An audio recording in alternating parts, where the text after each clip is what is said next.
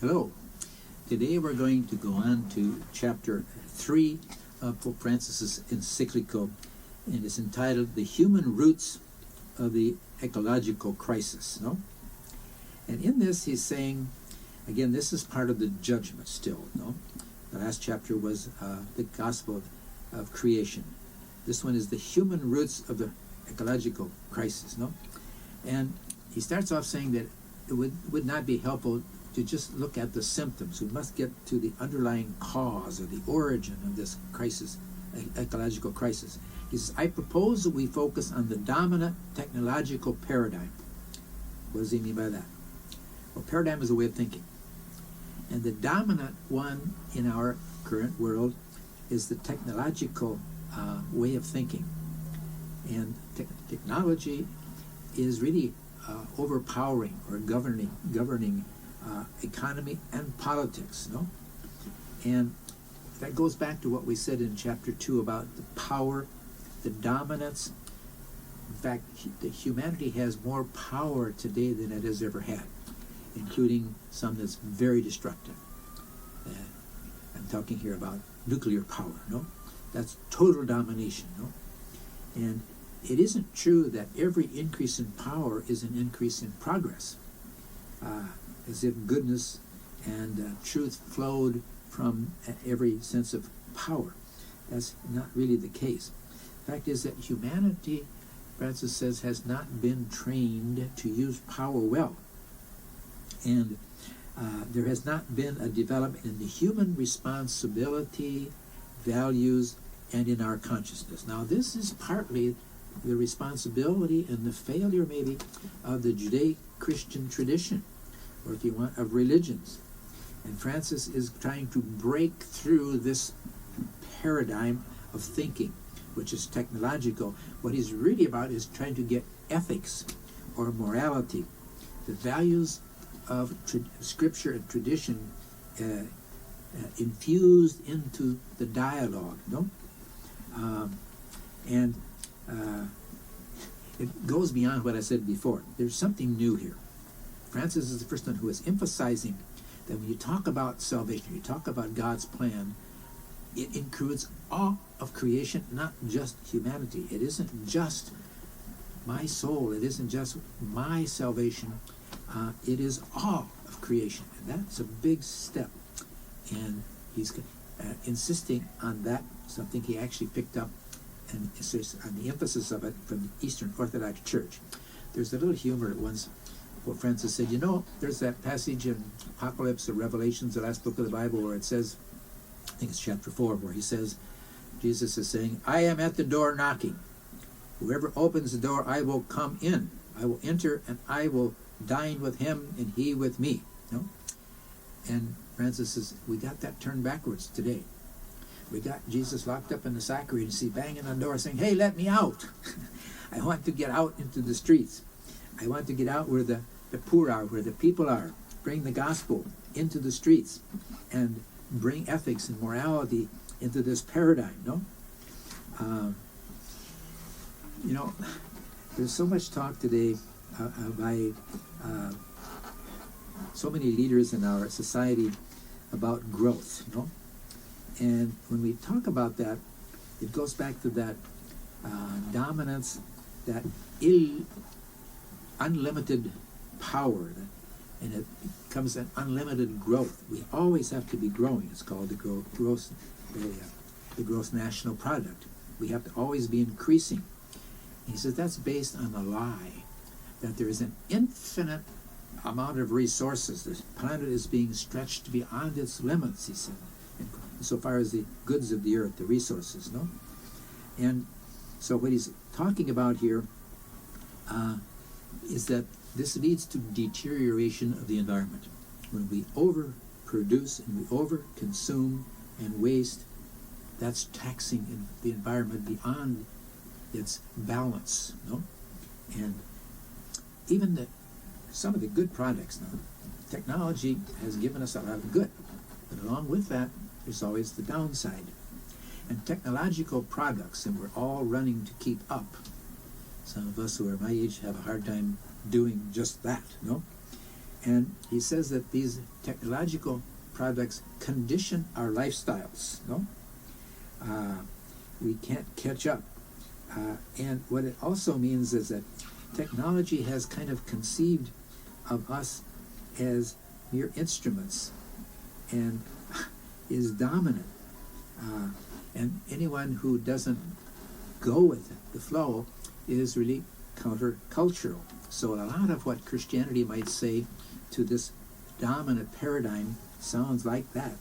It's going against, progress.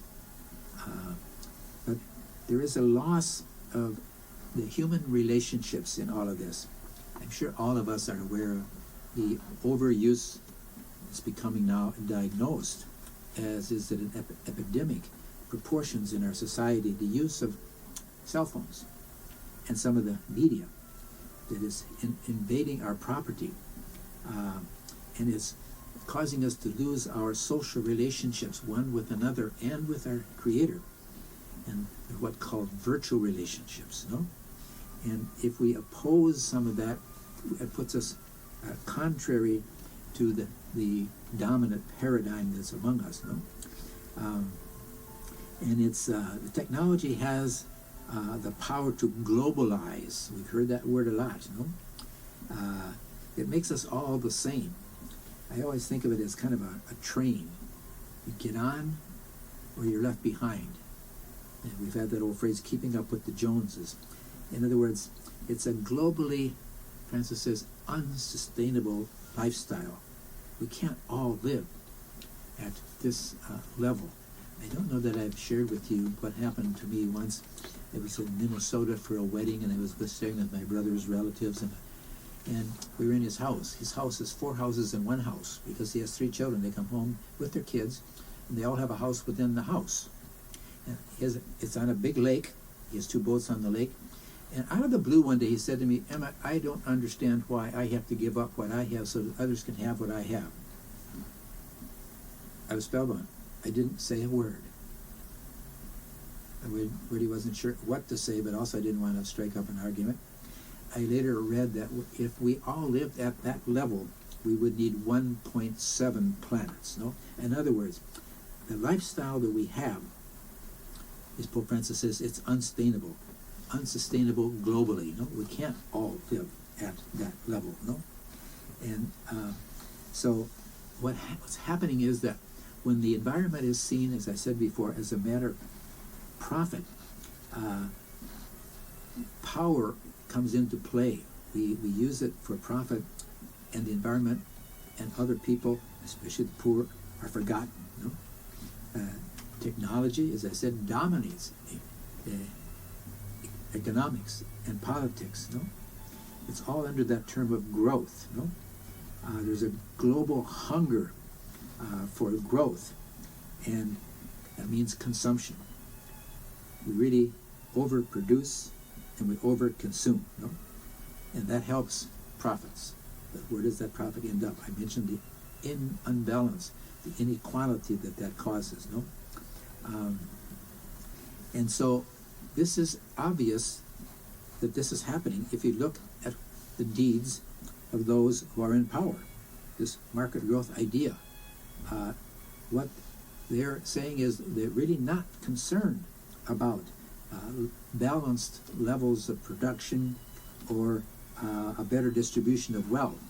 What they're concerned about, this includes the environment. They're not concerned really about that. They're or even the rights of future generations. The driving motive is profit. And if they're not producing that profit and they're not growing enough, we get to do something to produce more and to consume that so that we can produce those profits.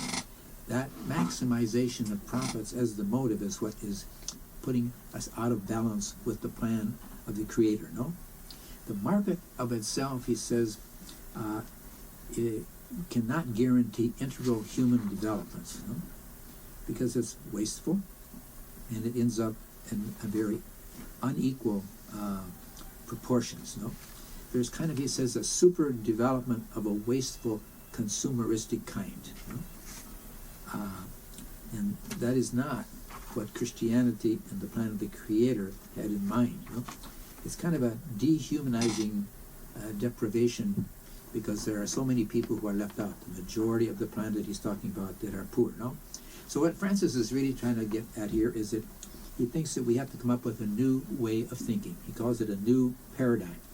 There is a dominant one, but it is not producing the common good. No? If it were, then it would be great, and we would not need to change our lifestyles, to change our motivation. So he's speaking about actually what's something that would be countercultural to that. No, technology harnesses its creativity in order to produce what they're looking for, their own interests, no? And many people suffer in their dignity, and this even is reflected in the way we build houses and the way we transport ourselves. Francis says that technology is a runaway train in a way. We need to slow down, recover some of those values, interpersonal relationships, no?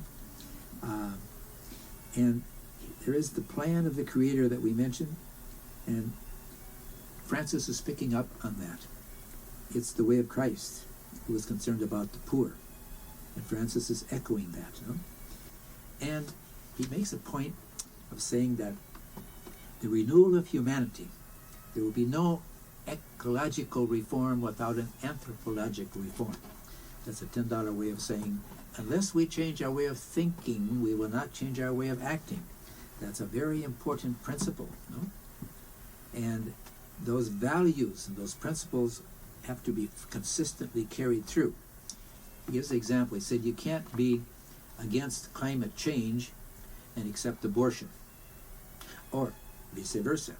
You're against abortion, but you don't care about climate change.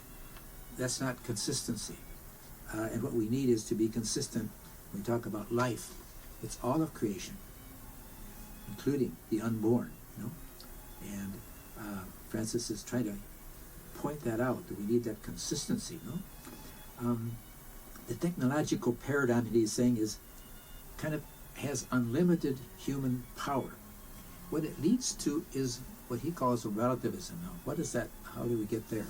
He says, well, if you think along with the dominant paradigm, you think, well, only the thing that interests me is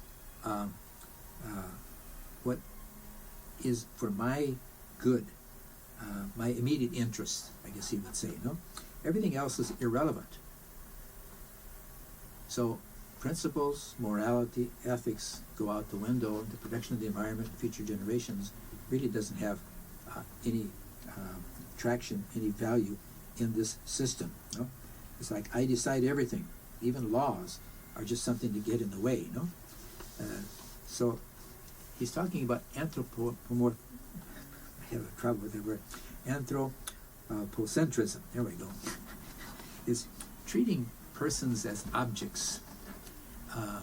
The worker is dispensable, no? Francis talks about throwaway society, no? Even workers are included there. Persons become objects. We see that growing in our culture right here in San Diego. I was not aware of this, and I was shocked when I did hear it. The market for labor and sexual trafficking. It's a multi-billion-dollar industry. Some say it's even more lucrative than drugs because it's safer. There are not enough laws around it to protect people against that. And that's part of the throwaway culture of waste and of treating human beings and animals and the creation as just objects of our self-interest. You know?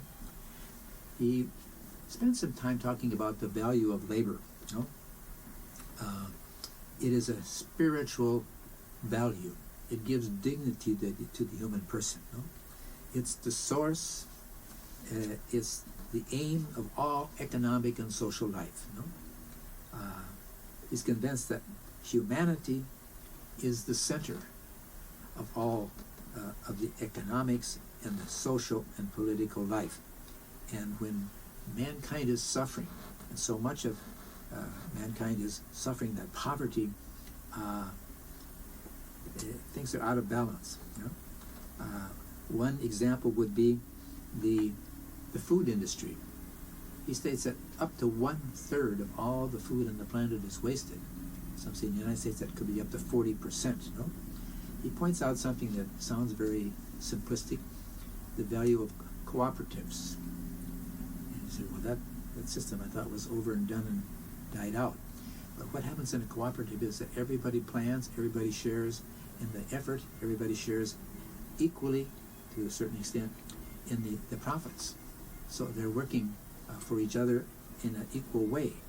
And somebody coined the phrase, the small is beautiful, or less is more, no? And so he points that out as it kind of picks up on that phrase that we are cooperators with God and his plan of creation, no? Experimentation. We mentioned about using humans as objects. Animals sometimes also are treated as objects of experimentation, and Francis is saying there are limits to that. It can be done, yes, but it comes to the point where it's cruelty. And I think there are people who are saying that the way chickens are produced, or chicken meat is produced, it's a factory style, and there's no respect for the animal. There's cruelty of animals. The same thing with cattle, the way they're fed and crowded and slaughtered. What we have done here, he said, is we've tinkered with nature, and this is going on all the time. In our foods, we have what was called the GMOs, the genetically modified orientated food products, and nature always evolved. There was a certain amount of that going on all the time, but this has sped it up to a point where it becomes like a production of something that I have copyrighted and I have complete ownership of it and domination of it. One example that I heard was what's happening with this creates monopolies. This was an example that happened back in the state of Nebraska. They raised corn, and a farmer bought the corn seed from, happened to be a company by the name of Monsanto, and sowed his corn, harvested his corn, and his neighbor wanted to buy some of it to use as seed for his fields the next year, so he sold him some of his corn. He was taken to court and sued because it was copyrighted. He could not sell that corn, and they had to go and buy it from the original company. It's genetically modified origin, the corn that he has to buy. You know? So we're taking genetics and we're speeding it up, and in some cases it's cruelty, even to the point of human beings being trafficked. You know? There are some ecological movements that defend the integrity of the environment, you know? And through scientific research, they do it in a way that protects the value and respect of the human life. Technology, when it disregards ethics or morality, ends up unable to limit its own power. You know? And that's the heart of what we're talking about here. We're talking in this chapter 3 about the root causes of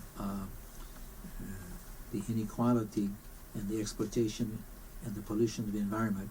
And he's saying it's that dominant way of thinking that he wants to break and infuse ethics and the plan of the Creator. You know?